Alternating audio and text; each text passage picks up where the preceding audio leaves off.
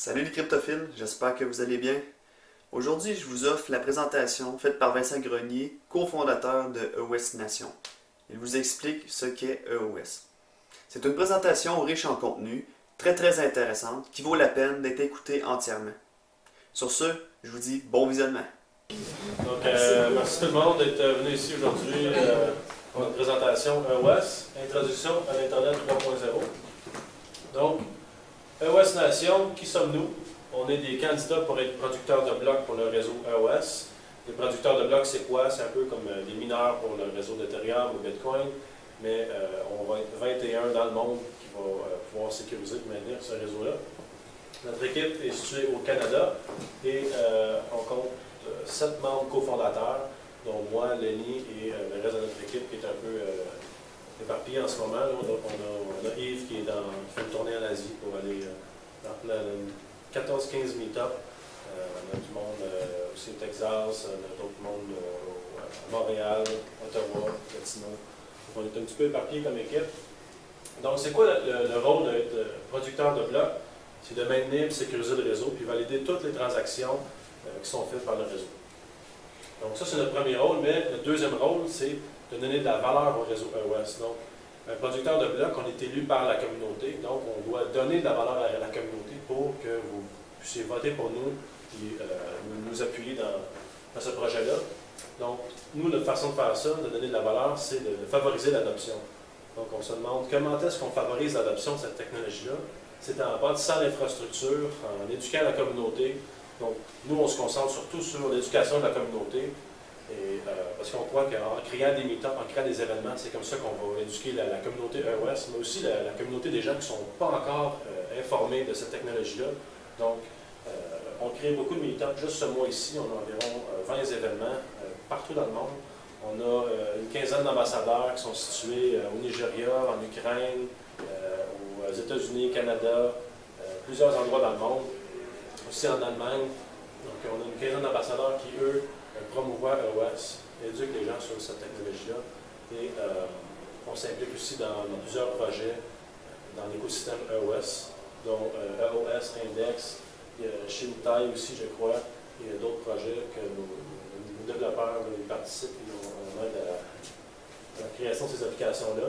Donc on fait aussi des hackathons et on crée beaucoup de contenu et on partage ce contenu-là. Donc la présentation qu'on a ce soir et plusieurs autres présentations, aussi des articles qui parlent du sujet EOS. On a également des gens qui font de la traduction de contenu EOS pour nous, pour la communauté. Donc on traduit dans 8 langues différentes actuellement. Donc on essaie vraiment de favoriser l'engagement de la communauté puis faire participer les gens pour donner de la valeur au réseau. Donc, on va aller dans le vif du sujet. L'Internet 2.0 et l'Internet 3.0, c'est quoi? Donc, l'Internet 2.0, c'est l'Internet qu'on a actuellement. Donc, si jamais on regarde l'Internet, c'est fait en couches de code et on a une couche application qui a la majeure partie du code.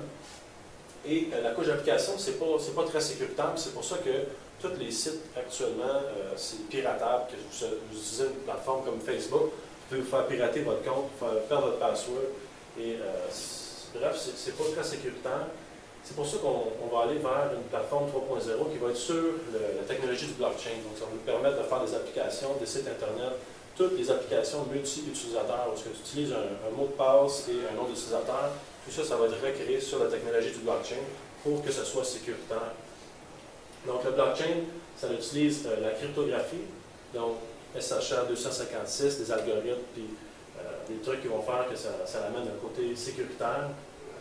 Donc, la technologie de blockchain, ça va amener l'Internet 3.0, donc qui est un Internet une plateforme pour le transfert d'informations et d'images et de contenu, tout ça, de façon impiratable et super sécuritaire. Donc, c'est quoi le blockchain?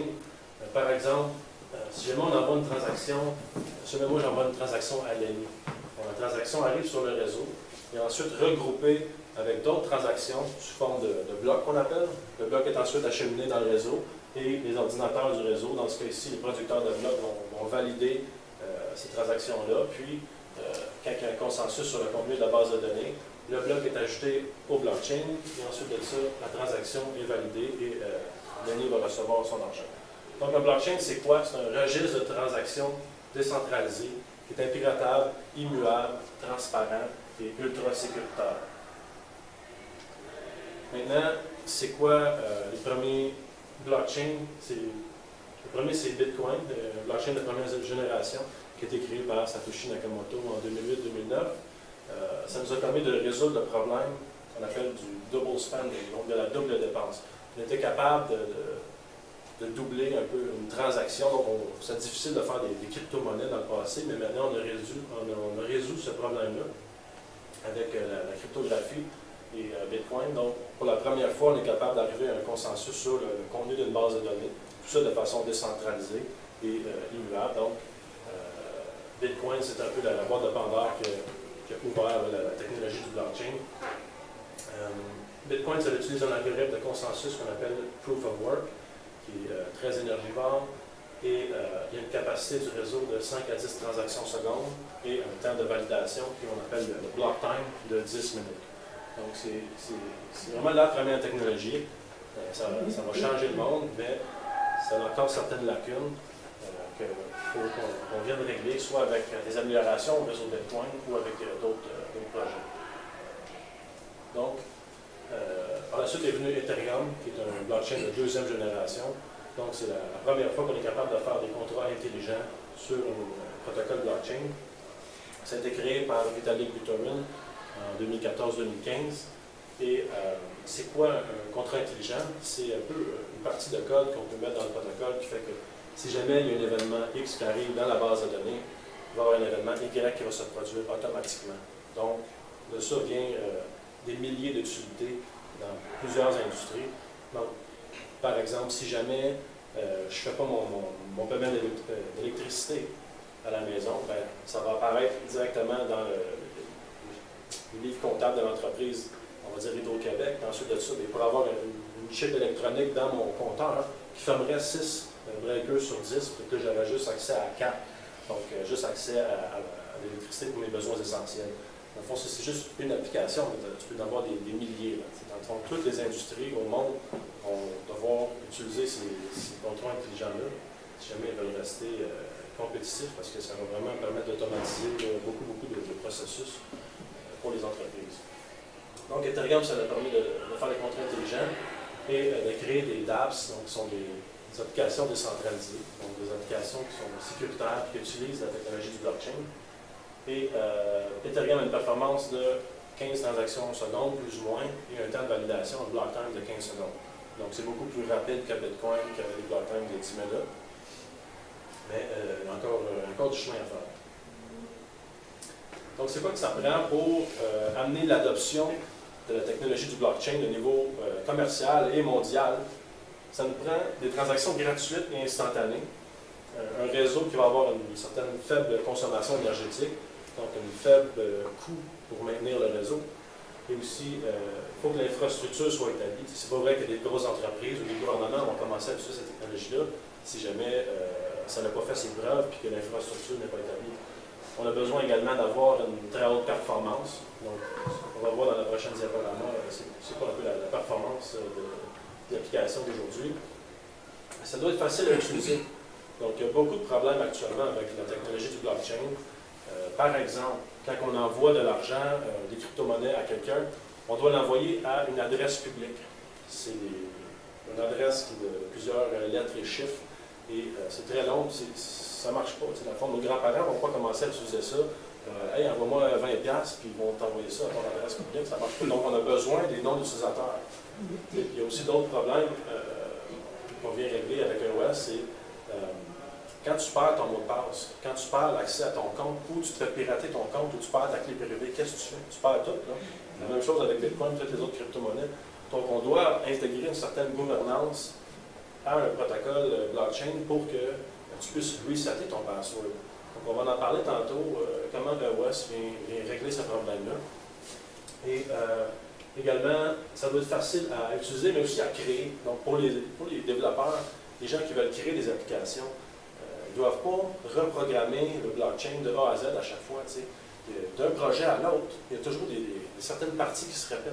Donc, on doit avoir une plateforme un peu comme Windows sur laquelle tout va déjà être intégré. Là, tu vas juste devoir prendre ça et rajouter du nouveau code qui est un peu l'utilité de ton projet. Si jamais tu veux faire un site Internet, mais tu ne vas pas tout recréer la plateforme en arrière du site Internet, tu veux juste te concentrer sur l'utilité de ton site. Donc, tu dois avoir des plateformes avec toutes ces choses-là préintégrées pour augmenter la rapidité de création d'applications.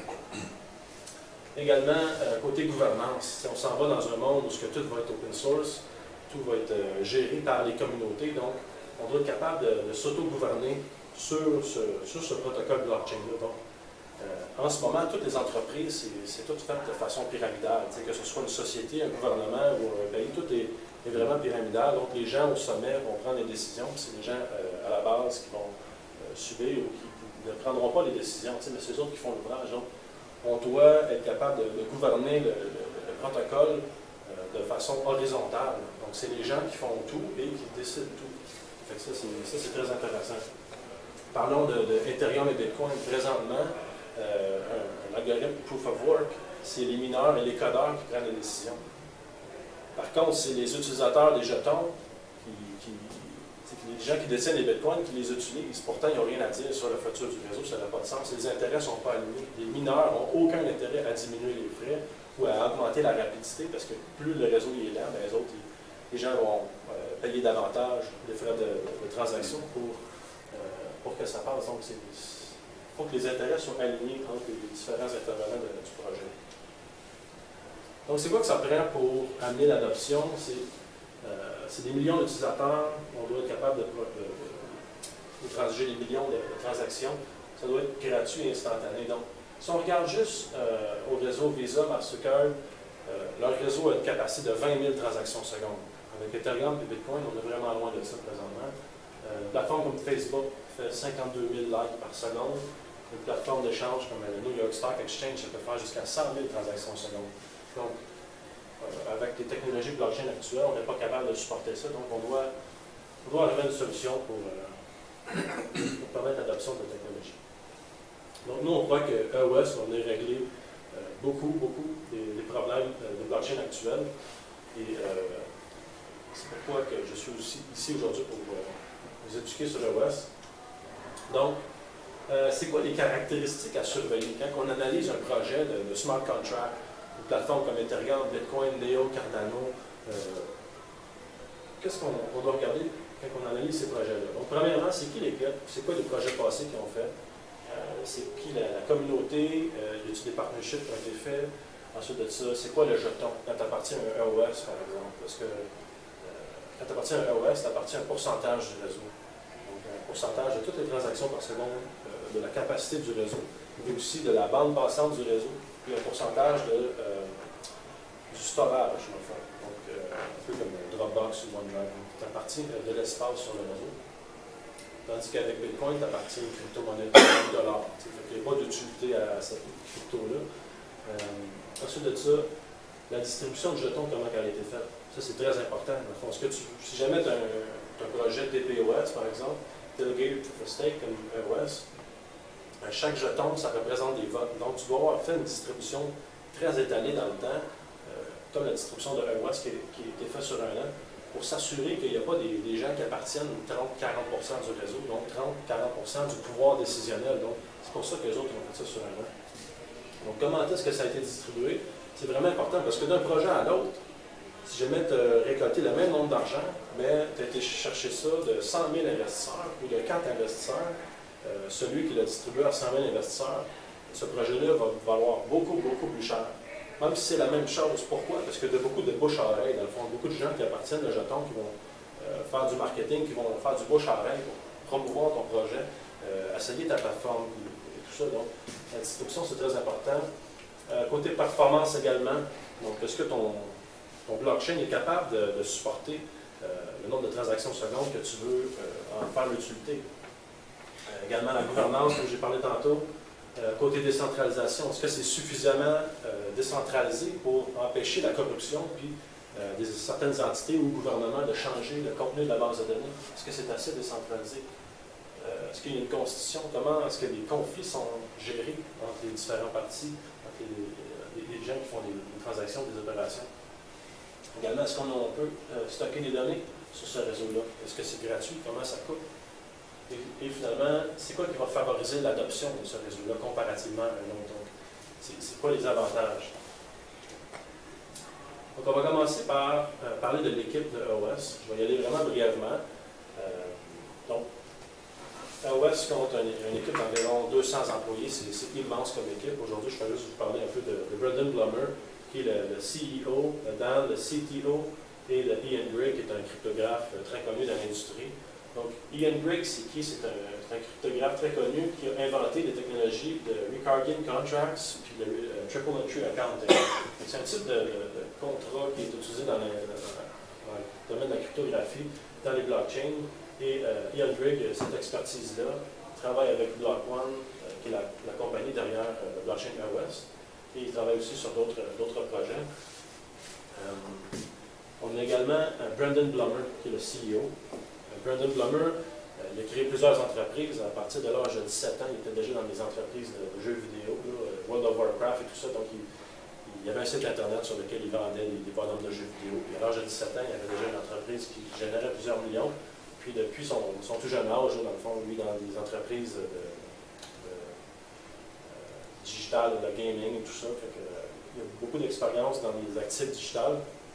Et le recrutement, dans le fond, d'experts dans les domaines technologiques. Donc, sa dernière entreprise, c'était justement ça. C'était une entreprise qui se concentrait sur aller chercher des gens, comme un peu des headhunters, pour aller chercher des gens qui sont très compétents le côté informatique. Donc, ça va faire un bon CEO pour Block One, puisqu'ils vont être capables d'aller chercher beaucoup d'employés compétents dans l'industrie du blockchain. Donc, aujourd'hui, je veux vraiment parler de Dan Larimer, qui est un peu le génie derrière le projet EOS. Donc, Dan a inventé les Decentralized Autonomous Corporations, les DAC, qui sont des entreprises autonomes décentralisées. Lui, il a inventé ce concept-là. Avant qu'il programme du blockchain, il créait des robots qui étaient contrôlés comme tout seul. Donc là, il s'est dit, je veux vraiment contrôler des entreprises qui sont contrôlées par une communauté. Donc, il n'y a pas quelqu'un qui la gère spécifiquement, c'est vraiment toute la communauté. Donc, lui, il a inventé ce concept-là. Et il a inventé également l'algorithme de consensus de Navigated Proof of Stake. Donc en ce moment, les algorithmes les plus populaires, c'est Proof of Work, Proof of Stake. Et là maintenant, on a DPoS qui commence à être très populaire à cause de sa performance. Entre autres, les premiers projets de Dan, c'est BitShares, qui est une plateforme d'échange décentralisée. Et on a aussi Steam, qui est une plateforme de médias sociaux. Donc c'est deux plateformes complètement différentes. Et en ce moment, il génère un grand pourcentage de toutes les transactions de blockchain au monde. Donc, Steam peut générer jusqu'à 40% et BitShares 31% de toutes les transactions de blockchain au monde. En ce moment, si jamais vous allez sur le site blocktivity.info, vous allez voir tous les graphiques et la performance de toutes les blockchains. Donc, vous pouvez voir que Ethereum, présentement, va faire environ 800 000 à 1 million de transactions par jour et le réseau il est plein, il est saturé en ce moment. Il doit y avoir 20-30 000 transactions en attente à tous les jours. Donc, ça, ce que ça fait, c'est que ça augmente les frais de transaction. Excuse-moi. Oui. As-tu le même graphique pondéré en fonction de la valeur? Parce que, disons, 40% des transactions, ça paraît beau, mais si c'est toutes des microtransactions, c'est pas aussi important. Ben, c'est pas aussi important, mais en ce moment, c'est quoi qui font les transactions d'Ethereum et Bitcoin? C'est des échanges ICO, des transferts de valeur. C'est ça. Dans le fond, BitShares, c'est quoi qu'il fait? Il fait une plateforme d'échange, mais il fait aussi des transferts de valeur. Il y a beaucoup d'applications qui étaient bâties sur Bitcoin pour faire, par exemple, des transferts d'argent à l'international pour des remittance business. Ouais. En fait, les gens qui viennent du Cameroun, qui viennent travailler ici, ils envoient l'argent à l'international à leur famille. Tous ces business-là, maintenant, sont rendus sur BitShares parce que les frais de transaction et la rapidité est beaucoup plus rapide que Bitcoin. Donc, Bitcoin, en ce moment, sert beaucoup à transiger d'une plateforme d'échange à l'autre, faire des paiements, mais c'est rendu très lent et les frais de transaction sont beaucoup plus grands que BitShares et Steam. Steam, les transactions sont gratuites, mais en ce moment, c'est quand même un des plus populaires. Mais côté utilisation, on voit que c'est rien comparé à BitShares et Steam. Mais c'est sûr que ce n'est pas le même type de transaction, la même qualité et dimension de transaction. C'est ça. Ben, mettons qu'on mettrait IOTA dans le tas, là, qui, pour l'instant, il n'y a pas l'air d'avoir beaucoup d'utilisation, mais qui est axé vers le Internet of Things, puis l'échange de micro-valeurs entre, ça peut être même un compteur intelligent qui fournit de l'électricité, puis la maison à côté, qui vont se payer en IOTA, ben, ça peut être plusieurs milliers de transactions à l'heure. Oui. Ça fait que ça saturerait rapidement ton graphique, mais ça ne veut pas dire que l'IOTA est un gros réseau pour autant. Non, parce que le problème actuel, c'est Ethereum fait 20% des transactions, mais son réseau il est saturé. Oui. Ça fait que le problème actuellement, c'est que ça ne scale pas. Il n'y a rien qui fonctionne d'un niveau commercial. Même IOTA, je ne crois pas qu'en ce moment, ils font des milliers de transactions secondes. Je sais qu'il y a le potentiel, mais éventuellement, probablement que oui. C'est sûr que c'est le gros défi, c'est de scaler. Exactement. C'est le gros défi de l'industrie. Puis présentement, BitShares et Steem sont les pionniers dans l'industrie de ce côté-là. Et EOS, il va essayer de devenir le prochain leader. Donc, on va parler maintenant de la distribution. Donc, comme j'ai dit tantôt, EOS a été fait sur un an. La distribution a été étalée sur un an. Puis pourquoi ils ont fait ça? C'était principalement pour permettre aux gens de s'éduquer sur la plateforme, sur le projet, et d'investir dans EOS à un prix qui était raisonnable. Donc ça fait que la distribution a été très saine et étalée. Donc il n'y a pas personne qui appartient 10, 20, 30% du réseau. Donc, ça fait qu'il y a beaucoup de joueurs individuels qui n'ont pas beaucoup de jetons. Puis ça amène beaucoup de network effect, donc d'effet de réseau. Donc la valeur d'un réseau, comme Facebook par exemple, c'est un réseau, c'est souvent proportionnel, entre autres, au nombre d'utilisateurs. Donc, selon la loi de Metcalfe, qui est le nombre d'utilisateurs au carré. Donc, un réseau comme EOS ou Ethereum, ça va suivre un peu ce graphique-là. Donc, comme j'ai dit tantôt, c'est un algorithme Delegated Proof of Stake. Donc, on a besoin que la richesse soit étalée et le pouvoir soit étalé parce que ça peut affecter les votes. Donc, quand tu appartiens à un jeton, tu appartiens à un droit de vote. Ensuite de ça, la plus-value qui était apportée au réseau. C'est vu que EOS a une super bonne distribution, que les jetons sont très étalés, ça fait que c'est un peu un bon système de bouche-oreille, de network effect. Fait que tous les projets qui vont se bâtir sur cette plateforme-là, ils ont intérêt à donner des jetons gratuits. Ils vont faire des airdrops qu'on appelle sur le projet EOS, sur la distribution des jetons EOS. Donc, tout le monde qui appartient des jetons EOS vont recevoir des jetons de plusieurs autres projets, dont Everypedia, Higher Vibes. Vous pouvez aller vous informer sur ces projets-là. C'est vraiment des très bons projets. Donc, Everypedia, c'est la plateforme 2.0 de Wikipédia, donc les encyclopédies en ligne. Présentement, Wikipédia, les gens vont contribuer, des milliers ou si pas des millions de personnes qui contribuent à cette plateforme-là, tout ça de façon volontaire. Donc maintenant, avec Everypedia, les gens vont être rémunérés pour leur publication. Donc ça va vraiment faire un grand impact dans le monde. Pour nous, ça ne change pas grand-chose, mais si on regarde juste la plateforme Steem en ce moment, Steem, c'est une plateforme que Dan a créée. C'est une plateforme de réseaux sociaux où les gens vont faire des publications et ils sont rémunérés pour ça. Un de nos ambassadeurs au Nigeria, il s'appelle Toju Kaka, et lui, quand un de mes amis qui a beaucoup de Steem va liker son post, il fait 10 $. Pour nous, c'est rien 10 $, mais lui, ça lui permet de nourrir sa famille pendant une semaine.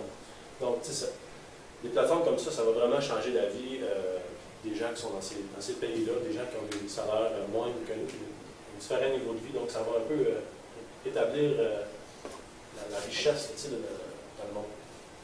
Tu avais une question? Oui, c'est ça, si tu peux les prendre maintenant ou la fin. Mais concernant les airdrops, là, oui. Je suis en nous, j'ai lu un peu récemment c'est quoi les airdrops. Puis tu disais qu'il fallait juste détenir des tokens EOS pour avoir les airdrops. Oui. Je me demandais techniquement là, comment ça se faisait, tu sais, ça va dans quel wallet par exemple.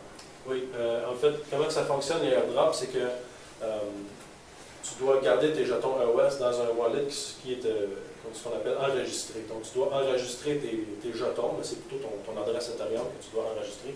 Donc, tu vas tenir tes EOS sur une plateforme comme MetaMask ou MyEtherWallet ou un Ledger Nano, un Trésor. Donc, si jamais tu tiens tes jetons sur ces plateformes-là, sur des wallets que t'appartiens, oui, Exodus, ça marche super bien, puis ça se fait en un clic. C'est vraiment le plus facile d'enregistrer ces jetons.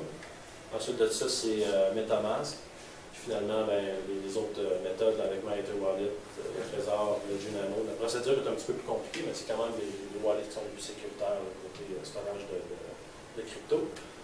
Sinon, si jamais vous laissez vos EOS sur des plateformes d'échange comme Bitfinex, Binance, ils vont faire le swap des jetons. Donc, en juin, quand le réseau va démarrer, notre jeton EOS, qui est basé sur le réseau Ethereum actuellement, va être échangé contre un jeton du réseau EOS. Tu te retrouves avec un EOS Legacy sur Ethereum, puis un... Non, c'est ça. Jamais, jamais.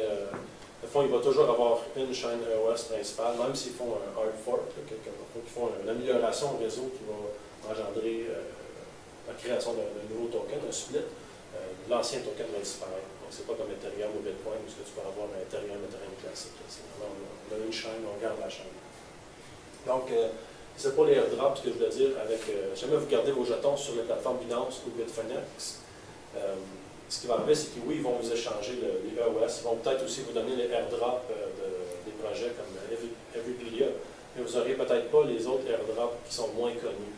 Donc, c'est important. Nous, on dit toujours, gardez vos jetons sur des plateformes où vous appartenez les clés privées. Donc, MetaMask, Exodus, MasterWallet, et il y en a plusieurs autres. J'ai une autre question, oui. Mais par rapport à cette slide-là en particulier. Oui. On parle de décentralisation, de la distribution. Oui. Est-ce qu'on a des données probantes par rapport à ça, de la distribution par rapport aux adresses iOS? Oui, oui, absolument. Si jamais vous allez sur Etherscan, je crois, vous êtes capable d'aller voir vraiment comme l'adresse Ethereum et le réseau, c'est les adresses Ethereum de la distribution de EOS, et vraiment voir l'étalement des jetons du réseau EOS. Vous êtes capable de voir ça. Ça serait encore plus intéressant si tu pouvais rajouter ça dans ta site. Oui, bonne idée, bonne idée. On va faire ça. Donc maintenant, côté gouvernance. Donc, comme j'ai dit tantôt, quand vous appartenez des jetons, vous appartenez à un pourcentage du réseau, mais vous avez également du pouvoir. Donc chaque jeton, c'est un vote. Donc ça vous permet de voter sur le blockchain, donc sur tous les changements qui vont être effectués sur le réseau. Que vous voulez changer le pourcentage d'inflation du réseau ou quoi que ce soit, on va être capable de voter pour les changements. Ça va être même la même chose pour les applications qui vont être bâties sur EOS. Ils vont pouvoir intégrer la gouvernance puis voter pour les changements au sein de cette communauté-là, de ce petit réseau-là ou de l'application. Ça nous permet également de voter pour qui sont les producteurs de blocs. Comme nous, EOS Nation, on est candidats pour être producteurs de blocs pour le réseau EOS. C'est vous, avec vos jetons, vous allez pouvoir voter pour nous. Vous allez pouvoir vous informer sur qui sont les autres candidats producteurs de blocs. Regardez si jamais ils sont compétents, si jamais ils donnent de la valeur au réseau. Vous allez pouvoir voter pour 30 producteurs de blocs par jeton EOS. Donc, c'est quand même beaucoup d'ouvrage d'aller s'éduquer là-dessus. Donc, si jamais vous ne voulez pas, vous allez vous éduquer sur ces différents producteurs de blocs-là. Essayez de trouver quelqu'un qui s'y connaît et qui a fait vraiment bien ses recherches. Et vous pouvez déléguer vos votes à cette personne-là. Donc, ça, c'est vraiment intéressant.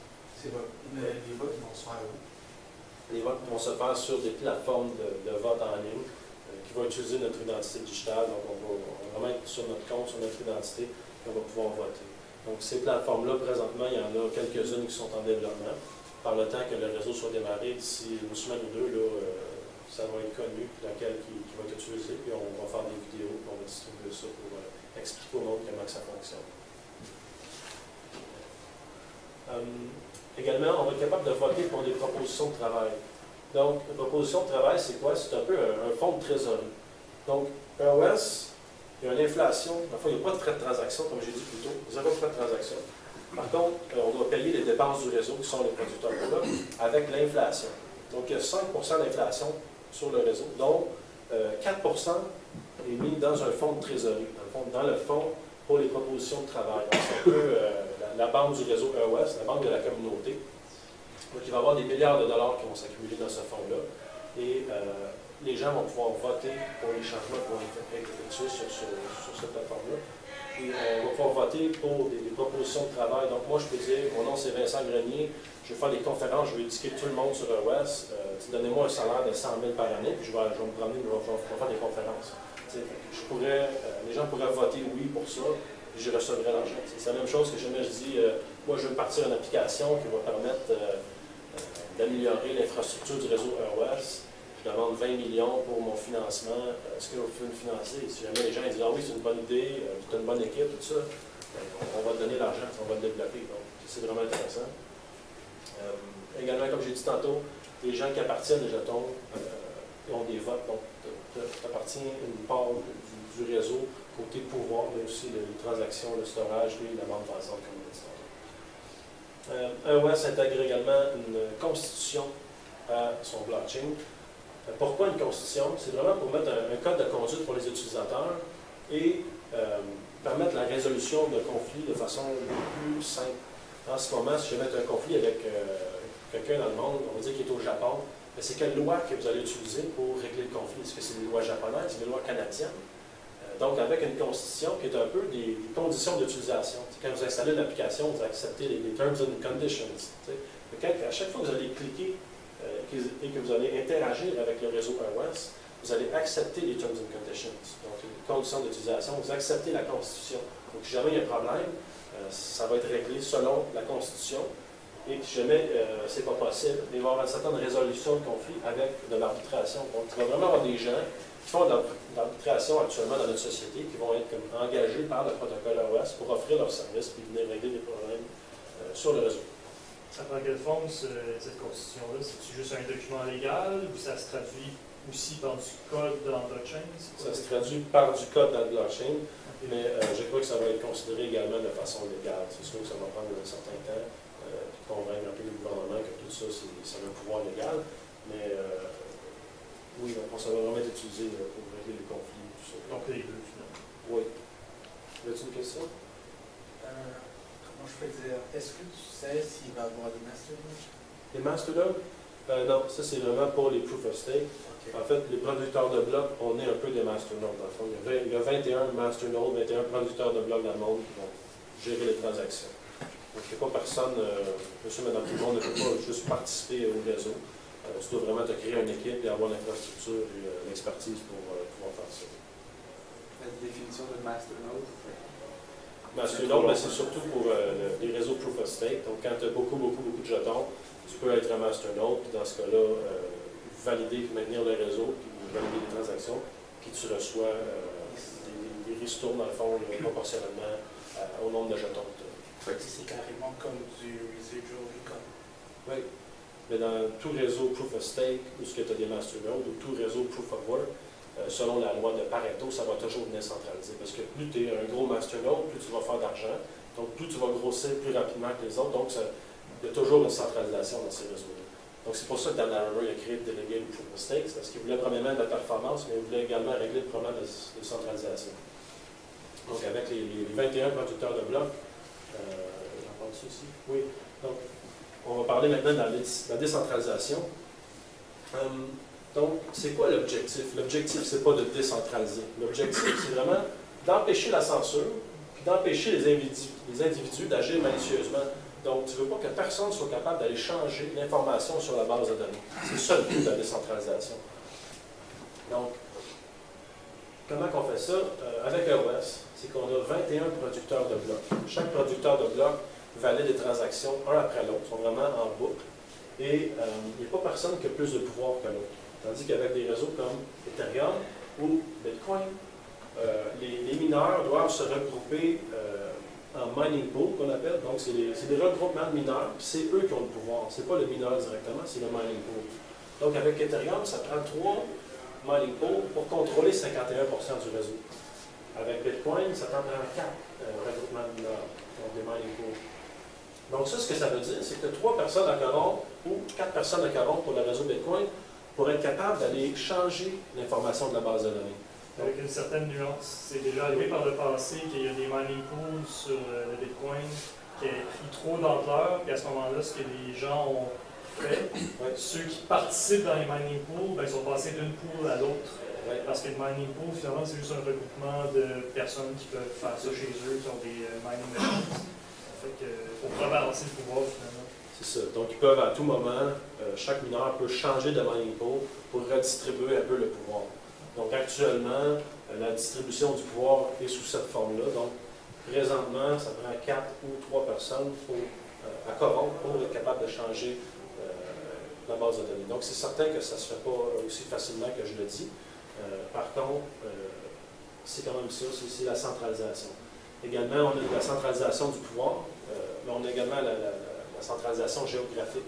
Si on parle d'un réseau Proof of Work, entre autres de Bitcoin et Ethereum, on a au moins 70% de toute la puissance de calcul de l'ordinateur qui est située géographiquement en Chine ou contrôlée par des Chinois. Donc, si jamais il y a quelque chose qui arrive avec le gouvernement chinois et les crypto-monnaies, il pourrait avoir une influence sur le réseau assez massive. Donc, pour contrôler les réseaux Ethereum et Bitcoin, ça prend 51% de consensus. Par contre, avec EOS, ça prend 71%. Donc, 2 tiers des producteurs de blocs plus 1. Donc, ça prend 15 producteurs de blocs à corrompre au lieu de 3 mining pools. Donc, 15 divisé 3, on est 5 fois plus décentralisé.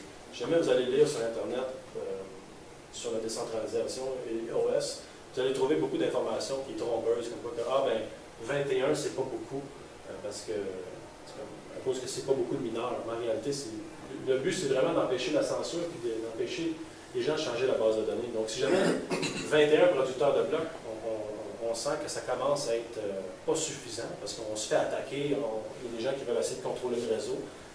Donc, on peut voter avec nos jetons et dire, tiens, on va en rajouter 19 pour avoir 40 producteurs de blocs. Donc, on est capable d'aller en rajouter. C'est juste que les producteurs de blocs ou des mineurs, c'est une dépense pour un réseau. Donc, est-ce qu'il faut arriver à un certain équilibre? Donc, c'est tellement de décentralisation ce qu'on veut, combien que ça coûte. Donc, dans l'allume de l'OS, ça fait des calculs qui est arrivé à 20 producteurs de blocs, c'est suffisant pour sécuriser le réseau. Donc, on a ajouté un pour faire le nombre impair à 21. Puis, depuis ce temps-là, avec BitShares et... de l'ordre de 4 ou 5 je ne me souviens plus. Si on double, disons, on passe à 42 producteurs de blocs, qu'est-ce qui va se produire? Ça veut dire que si jamais l'inflation reste la même, il va avoir, si jamais on double le nombre de producteurs de blocs, on va avoir la moitié moins d'argent pour chaque producteur de blocs pour les payer pour faire leur job. Si jamais la communauté n'accepte jamais de diminuer ou d'augmenter l'inflation, mais qui accepte d'augmenter le nombre de producteurs de blocs, il va falloir que les producteurs de blocs vivent avec une diminution des revenus. Donc, peut-être qu'ils vont partir, mais avec l'augmentation de la valeur du jeton, même si l'inflation ne change pas, il va y avoir une augmentation du revenu. Donc, si jamais il y a assez de mouvements de trading de RAM, potentiellement, on pourrait éliminer le 1% d'inflation des producteurs de blocs. Donc, ça serait un réseau qu'on appelle de Zero Marginal Cost. Donc, on serait capable, en tant que société, d'utiliser ce réseau-là, d'avoir des applications comme Facebook, Mastercard, tout ça, sans frais de transaction, puis sans coût pour la communauté. C'est vraiment spécial, qu'est-ce qui est possible. As-tu un website par rapport à ça, l'allocation de la RAM, tout ça? Pas encore, je dirais, c'est tout nouveau, ça vient juste de sortir dans le Dawn 4.0. Mais ça, c'est intéressant, il y a des gens qui spéculent sur quand le réseau va démarrer, il n'y aura pas beaucoup d'utilité, les applications vont commencer à embarquer, donc il n'y aura pas de demande pour la RAM, donc les gens vont peut-être sauter sur la RAM.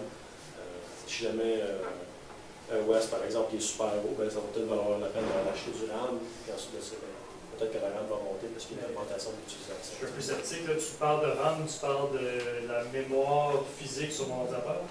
Oui. Parce qu'il n'y a aucune valeur ajoutée, mettons que moi, je vois des applications chez nous, je fais du calcul, peu importe, je fais du machine learning sur mon PC. Si mon voisin veut me vendre de la RAM, ça ne sert absolument à rien parce que les bienfaits de la RAM, c'est qu'il y a un temps de latence très faible entre mon processeur et sa RAM.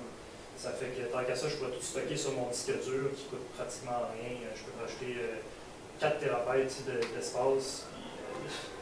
La communication de mon disque dur et mon processeur va être la même que si je communique avec la RAM du voisin parce qu'il faut que je passe par une connexion Internet. J'ai de misère à comprendre. Je ne comprends pas super en profondeur cette partie-là, mais je sais que c'est comme ça que ça va fonctionner. Notre gars technique dans notre équipe nous l'a expliqué, mais en n'étant pas technique de mon côté, je ne comprends pas tous les petits détails. Mais si jamais tu m'envoies un petit courriel, quelque chose, je vais t'envoyer de l'information là-dessus. Super. Sinon, il y a la publication sur medium.com. Jamais vous allez dans les publications de EOS, vous checkerez Dawn 4.0. Il explique un peu c'est quoi le marché de la RAM et pourquoi ça va être fait, comment ça fonctionne. Y avait-il d'autres questions sur la décentralisation? Non? Parfait. Donc, on va parler maintenant de performance. Donc, actuellement, les blockchains actuels sont pas assez performants, pas assez rapides, donc la vitesse. Actuellement, le plus rapide fait environ 5-8 secondes de block time. EOS et les projets de Dawn sont beaucoup plus rapides, donc Steam et BitShares font 2.5-3 secondes de block time. EOS va avoir un block time de 0.5 secondes. Donc ça va faire, ce sera la plateforme la plus blockchain la plus rapide au monde quand ça va démarrer là, dans 2-3 semaines. EOS va faire entre 1000 et 6000 transactions par seconde sur une chaîne. Donc on va avoir une chaîne très performante. Et ce qui est vraiment intéressant, c'est qu'avec le inter-blockchain communication, donc la communication inter-blockchain, on va être capable de multiplier les chaînes. Ils vont tous se communiquer entre eux. Donc on va être capable de scaler à des millions de transactions secondes éventuellement.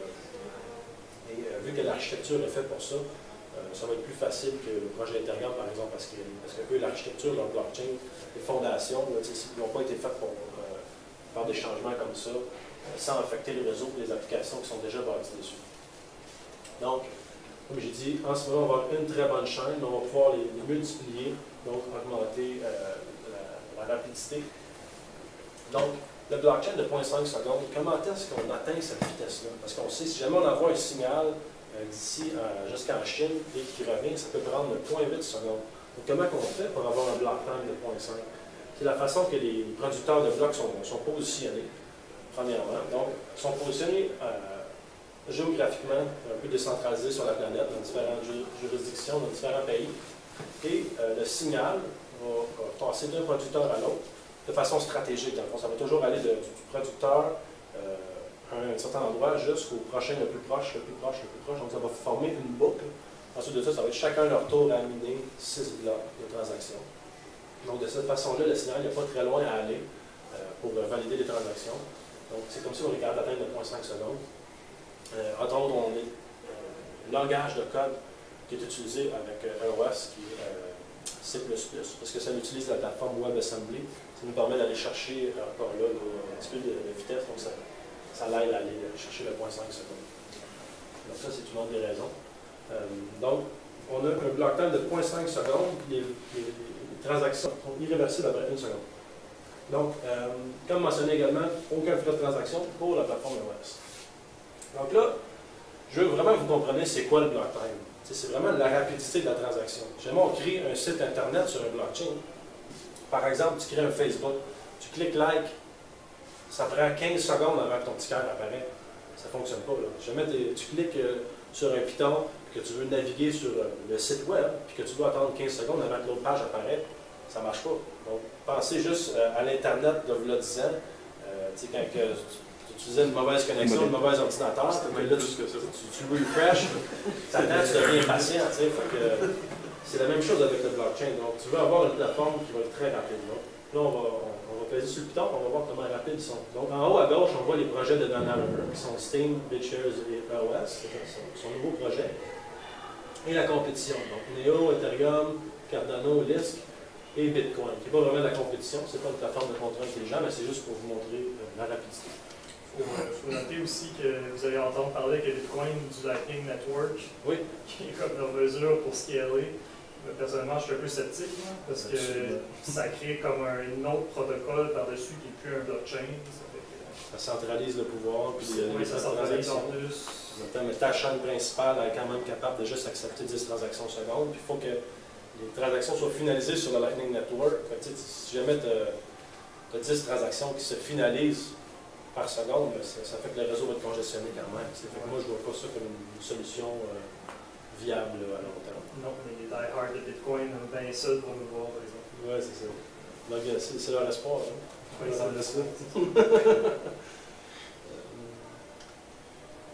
Alright. Donc, c'est quoi le futur sur EOS?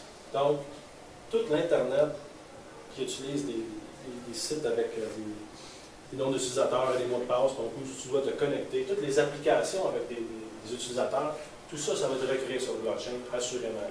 Parce que, avec l'avancée de la technologie des ordinateurs, le quantum computer qui s'en vient et tout ça, on doit être capable de se protéger avec une bonne technologie. Donc, le blockchain, en ce moment, c'est la seule façon de protéger les bases de données de façon aussi sécuritaire. Donc, EOS, c'est une plateforme de contrat intelligent qui nous permet de créer notre identité digitale sur le blockchain, d'ajouter une certaine gouvernance et de créer des applications décentralisées, dont des DAC, qui sont des Decentralized Autonomous Corporations, donc des entreprises décentralisées autonomes. Je vais expliquer c'est quoi dans les prochaines diapos. Donc, le futur sur EOS, c'est quoi? Donc, on va avoir une application iOS sur notre cellulaire. Et quand on va regarder notre cellulaire, il va nous reconnaître avec le hardware dans les téléphones d'Apple et Android. Donc, il va reconnaître notre visage, notre rétine, notre empreinte digitale. Donc, on va se connecter dans notre compte avec la biométrie et ça va nous permettre de stocker toutes nos informations personnelles dans notre identité digitale. Donc, on va avoir nos finances, nos commerces en ligne, nos crypto-monnaies, nos signatures digitales, toutes nos données médicales, nos réseaux sociaux également. Donc, on va pouvoir se promener vraiment avec notre identité. Si tu perds ton cellulaire, c'est pas grave. Personne ne va être capable de se connecter à ton téléphone. Les informations sont vraiment sécures et encryptées. Il n'y a personne qui peut y accéder. Ensuite de ça, si jamais tu vas voir le téléphone à quelqu'un d'autre, ben, tu peux te connecter sur le réseau iOS avec ta biométrie, même si tu es sur son cellulaire. Donc, qu'est-ce qui est intéressant avec ça, c'est qu'on va pouvoir se promener avec nos crypto-monnaies de façon sécuritaire. Donc, on n'aura plus besoin d'utiliser des trésors et des Ledger Nano. Ça va être des portefeuilles aussi sécures, sinon plus, et on va pouvoir les transporter avec nous. Surtout en ce moment, je trouve ça plate, surtout pour les gens qui font du trading. Tu mets tes crypto-monnaies dans un trésor ou un Ledger Nano, puis tu laisses ça chez vous, puis là, le marché commence à cracher, là, tu ne peux pas faire un mot, c'est vraiment tannant, ça. Tu dis, ça va remplacer un coffre-fort? Oui, absolument. Et puis juste en ce moment, si on regarde nos plateformes bancaires, là, quand tu te connectes sur ton compte de banque sur Internet, là, tu rentres ton mot de passe puis c'est fini. C'est pas sécur. On peut accéder à une plateforme bancaire par biométrie. Oui, ça on peut. Avec le pouce. Oui. Et tu restes avec un passe-passe. Ben oui, c'est juste un substitut. C'est ça. Mais le mot de passe, c'est pas grave, c'est pas un point faible. Si tu mets une bonne entropie, tu mets 60 caractères à ton mot de passe. Donc, tout ça, ça va nous permettre aussi de voter à l'aide de notre téléphone. Donc, pour la première fois, on va être capable d'utiliser le vote digital. On n'aura plus besoin de se déplacer dans des bureaux de vote. Et ça va être également impossible de pouvoir trafiquer les votes à cause qu'on utilise la technologie du blockchain. Donc ça, c'est vraiment intéressant. Entre autres parce qu'en ce moment, on vote pour des gens qui nous représentent plus ou moins, parce qu'on vote pour eux, sont élus, ensuite de ça, il y a des lobbyistes qui arrivent, ils peuvent leur donner des pots de vin, tout ça, et ils ne vont pas toujours agir dans le meilleur intérêt de la population, puis ça, on le sait. Surtout jamais. C'est ça, c'est beaucoup de promesses. Donc, ce qui est intéressant avec cette technologie-là, c'est que là, on va pouvoir vraiment se gouverner de façon horizontale. Je ne dis pas que ça va arriver demain, mais on est capable, avec cette technologie-là, en tant que société, de voter toute la population avec notre identité digitale pour les projets de loi directement. Là, on ne serait pas obligé de voter pour des gens, on pourrait voter pour les projets de loi directement. Donc ça, c'est vraiment intéressant. C'est sûr que le pourcentage de gens qui vont voter ne sera pas énorme, mais ça, c'est un autre enjeu. Les gens vont peut-être déléguer leur vote à des gens plus éduqués, des gens qui font confiance. Mais bref, c'est une des possibilités de EOS, c'est le vote en ligne qui est très intéressant.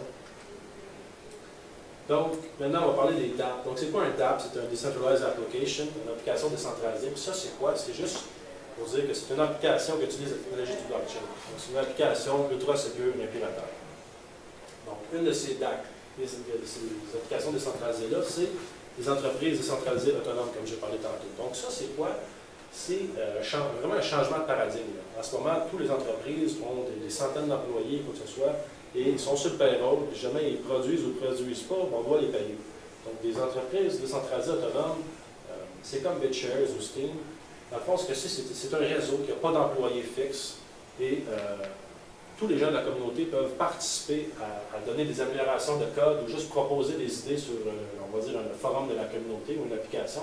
Ensuite de ça, la communauté va voter pour quelles sont les meilleures améliorations, les meilleures idées. Ensuite de ça, ces idées-là, ils montent en popularité. Ensuite de ça, aussitôt qu'on atteint un certain consensus, l'idée va être implémentée. Donc, les développeurs vont venir coder l'application et vont être rémunérés par le protocole informatique directement. Les gens qui ont proposé l'idée ou qui ont participé au projet vont être rémunérés. Donc, c'est la première fois où on a des entreprises qu'il n'y a pas personne à la tête. Donc, il n'y a pas de dirigeant, il n'y a pas de pignon sur rue. Et on est capable de récompenser les gens qui participent et qui ne sont pas sur le payroll. Donc, c'est tous des employés. On dit qu'il y a des millions d'employés. Jamais ils participent, ils sont rémunérés. Jamais ils ne participent pas, on ne leur donne pas d'argent. Donc, ça va vraiment venir compétitionner avec les entreprises d'aujourd'hui, comme Facebook, Google, ces choses-là, parce que Tu n'as pas personne qui se prend des profits, quoi que ce soit. C'est vraiment toute la communauté qui gère, qui participe à créer ça. Donc, c'est des entreprises un peu open source, qu'on appelle. Donc, c'est un peu la troisième révolution industrielle, ça s'en va vers ça. De quoi qui est vraiment intéressant, je vous suggère d'aller voir, c'est sur YouTube, une vidéo qui s'appelle The Third Industrial Revolution. Ça explique vraiment c'est quoi les problèmes de notre société actuellement, la façon que les business sont créés, la façon que les services sont offerts, donc tous les problèmes environnementaux et tout ça, comment est-ce qu'on va venir à régler tous ces problèmes-là en tant que société. C'est vraiment, on a besoin d'une plateforme pour le Internet of Things, donc l'Internet des objets, l'Internet de la communication, l'Internet du pouvoir.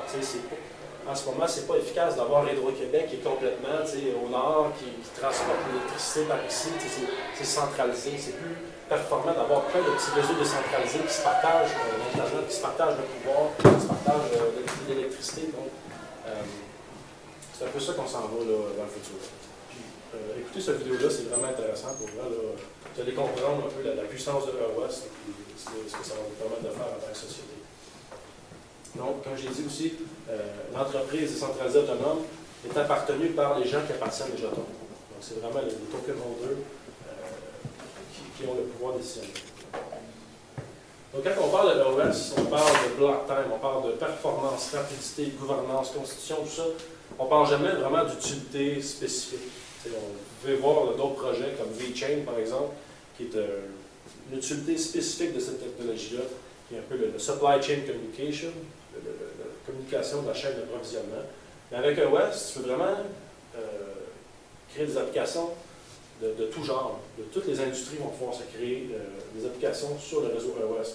Donc, que vous soyez l'industrie de la musique, une entreprise médicale, dans les transports, les produits financiers, l'éducation, la sécurité, toutes ces industries-là vont pouvoir bâtir des applications sur EOS. Donc, EOS, c'est quoi? C'est un peu le Windows du blockchain. C'est la plateforme sur laquelle ça va être le plus facile, le plus rapide de créer des applications décentralisées et ça va être la seule plateforme en ce moment qui a zéro frais de transaction. Donc, ça nous permet de pouvoir faire plein de choses que les autres plateformes ne sont pas capables de faire. Donc, des contrats intelligents qui peuvent rouler en boucle parce que tu n'as pas de frais de transaction. Ce n'est pas possible avec Ethereum, par exemple. C'est vraiment intéressant. Actuellement, il y a au moins une centaine d'applications qui sont en train de se bâtir sur l'OS. Puis il y en a plusieurs autres qui ont été probablement financées par l'argent qui a été amassé de la distribution. Donc, comme je vous ai parlé avant la présentation, EOS a récolté plusieurs milliards de dollars avec la distribution d'un an. Donc, ils doivent avoir récolté 3 à 4 milliards de dollars. C'est le projet qui a été le mieux financé de toute l'industrie du blockchain. Actuellement, celui qui a ramassé le plus d'argent, c'est peut-être, je ne sais pas, 200-300 millions. EOS sont rendus à 3-4 milliards. Donc, il y a 1 milliard de tout cet argent-là ramassé qui va être distribué aux venture capitalists, entre autres Galaxy Digital et d'autres. Je ne sais pas le nom des autres exactement. Là. Mais bref, ces gens-là vont avoir plusieurs millions à investir dans des projets de EOS, puis vont investir ces millions-là parallèle avec leurs millions à eux autres. Ils vont vraiment avoir un bon effet de levier avec cet argent-là. Donc, c'est le projet qui va avoir le plus d'argent pour le développement, donc pour aller chercher des développeurs, aller chercher des applications qui vont se bâtir dessus. Donc, ce que je veux vraiment que vous compreniez ce soir, EOS, c'est la seule plateforme qui est capable de créer l'Internet 3.0. Pourquoi? Parce que c'est la seule qui peut permettre de créer un site Internet qui ne laguera pas, une application qui ne laguera pas, avec un block time de 0.5 secondes. Également, il y a zéro frais de transaction. C'est la plateforme qui a ramassé le plus d'argent, qui a le plus d'argent pour l'écosystème.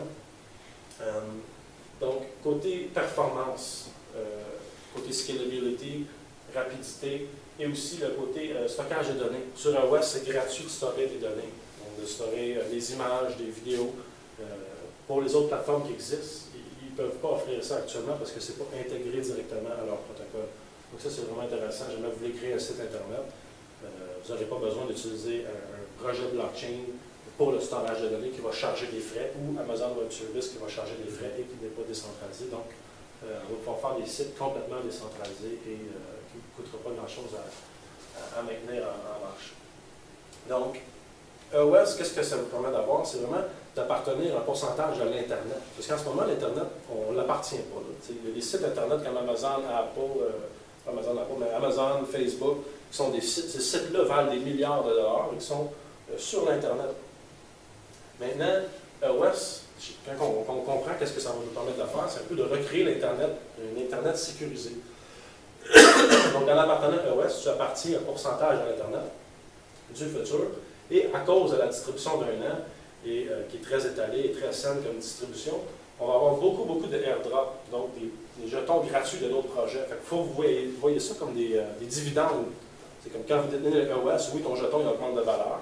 Quand le réseau va être plein, donc jamais le réseau il est saturé comme Ethereum ou Bitcoin actuellement, vous allez pouvoir louer ces transactions-là. Parce que les applications qui utilisent les jetons EOS ne voudront pas que leurs utilisateurs laguent, qu'il y ait une perte de performance. Donc, ils vont devoir soit acheter plus de EOS ou louer des EOS aux gens. Fait qu'on va pouvoir, une fois le réseau plein, louer nos EOS. Donc, c'est une forme de revenu passif ou de dividende. Et en plus de ça, on va avoir des jetons gratuits de d'autres projets. C'est une autre forme de dividende. Et on va avoir une augmentation vraiment incroyable de la valeur du jeton, à cause justement que tout le monde a l'intérêt de garder les jetons. T'sais, les applications ne peuvent pas les vendre, parce que si jamais leur site Internet va bien, leur plateforme va bien, ils doivent toujours racheter de EOS pour garantir à leurs utilisateurs de ne pas laguer.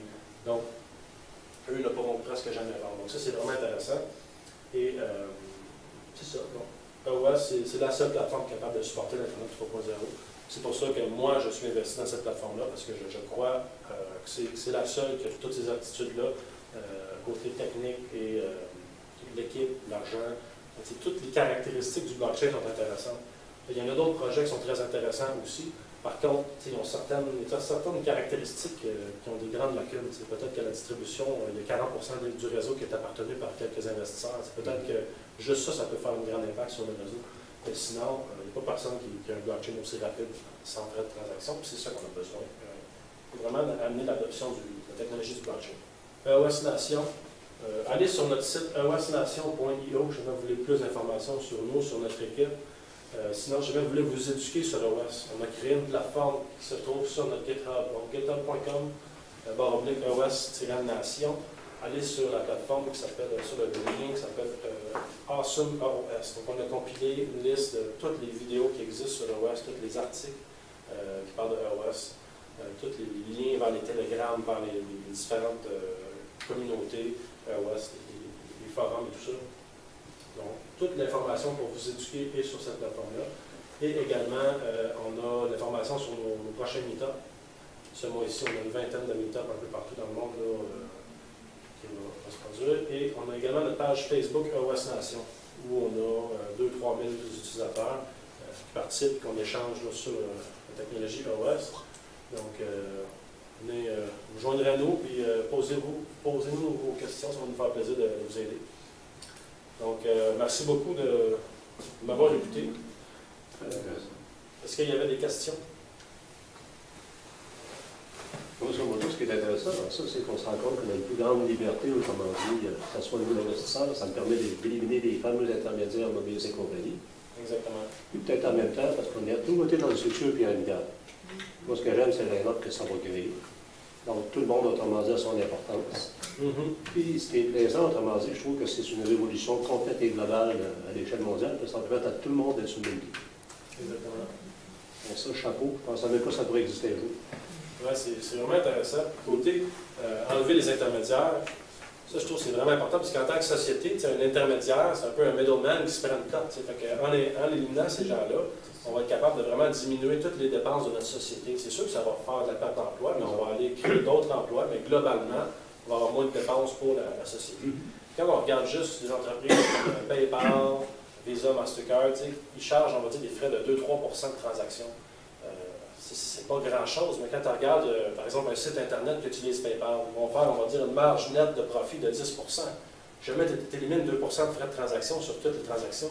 Tu viens d'augmenter leur marge nette de 8 à 10%, ou de 10 à 12%. Donc, c'est une augmentation de 20% de leur profit, de 25% de leur profit. C'est vraiment important pour ces business-là. N'importe quelle application de transfert d'argent qui va être bâtie sur EOS va permettre à beaucoup d'entreprises d'augmenter leur rentabilité ou de la garder stable puis diminuer les prix pour les gens. C'est vraiment intéressant. Il y a date, ça regarde dans le sens qu'il n'y a aucune limite aussi à son développement. Pardon? Il dit qu'il n'y a aucune limite dans ce que tu mentionnes, dans le sens qu'on peut, autrement dit, développer n'importe quoi à partir de là, étant donné qu'on élimine beaucoup d'intermédiaires. C'est ça. C'est un peu comme si on regarde les gens des compagnies pétrolières par rapport à celui qu'on les ferme de plein, ça coûte une fortune. On regarde du côté des produits laitiers, un pauvre regard, votre femme est accueillie pratiquement à la faillite, quand on regarde des profits que les autres vont faire comme tel. Avec ça, si je comprends bien, on élimine beaucoup de ce que j'appelle de vente inutile. Oui, exactement. On va éliminer les intermédiaires, mais aussi beaucoup de processus qu'on va éliminer avec l'automatisation. L'information, quand on va transiger ou on va faire une opération, cette information-là va directement aller sur la blockchain, dans la base de données. Après ça, cette information-là va être partagée avec d'autres bases de données, que ce soit le gouvernement ou quoi que ce soit. Fait il y a beaucoup de choses qui vont être automatisées. Donc, peut-être que faire nos impôts, ça n'existera plus, parce qu'ils vont voir tout ce qu'on a dépensé, comment on l'a dépensé, puis là, ça va se faire automatiquement. Ça pourrait se faire. Donc, ça va amener beaucoup de changements dans plusieurs industries. Oui, je suis curieux, tu as parlé d'applications médicales. Je suis allé dans un domaine, j'étais curieux de savoir s'il y avait déjà des initiatives qui avaient été commencées, puis de quoi ça va l'air. Oui, en fait, on a fait un meet-up à Toronto. On avait le projet iRio, c'est vraiment une entreprise dans le domaine médical, donc ils vont storer les données médicales sur le réseau EOS. Ça, c'est pas mal, je dirais, le plus populaire. Comment ça s'écrit? iRio, c'est R-I-Y-O. OK. iRio. Tu peux regarder ça, c'est un des vraiment populaires dans cette industrie-là. Puis il y a vraiment plein d'applications très intéressantes qui s'en viennent. J'ai parlé tantôt de Everpedia, il y a iRio. Il y a par exemple HireVibes. Ça, c'est une plateforme pour l'emploi. En ce moment, les entreprises qui cherchent des employés vont passer par des headhunters ou des compagnies qui font ça.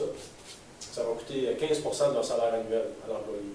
Donc, HireVibes, ce que ça permet de faire, c'est que ça réduit de moitié les frais pour les entreprises. Donc, 7,5 de frais. Les gens peuvent aller chercher de l'emploi sur cette plateforme-là, un peu comme un Kijiji ou quoi que ce soit. Ou un LinkedIn, tu peux aller chercher, visionner les offres d'emploi. Mais également, il y a un côté référencement. Fait que, si jamais moi, je vais faire un job à quelqu'un, je vais avoir 2 de son salaire annuel.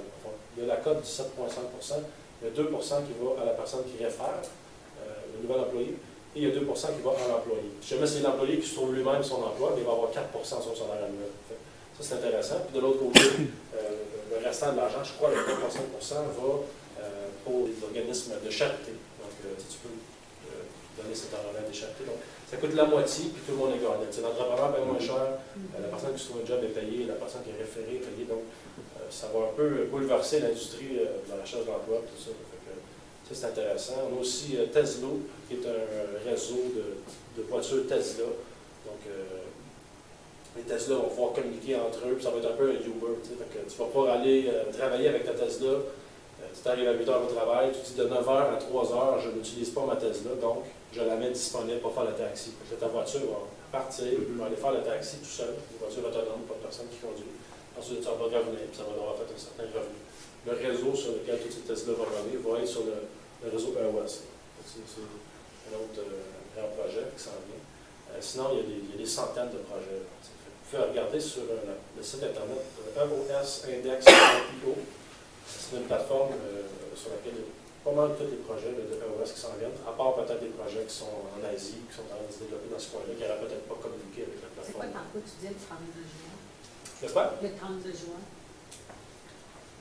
C'est 32 juin. C'est le 3 juin. Le 3 juin. Dans le fond, là, en ce moment, c'est que les jetons EOS sont sur la plateforme EOS, sont sur la plateforme Ethereum, excusez-moi. Donc, on n'utilise pas le réseau EOS, il n'existe pas encore, il est en création.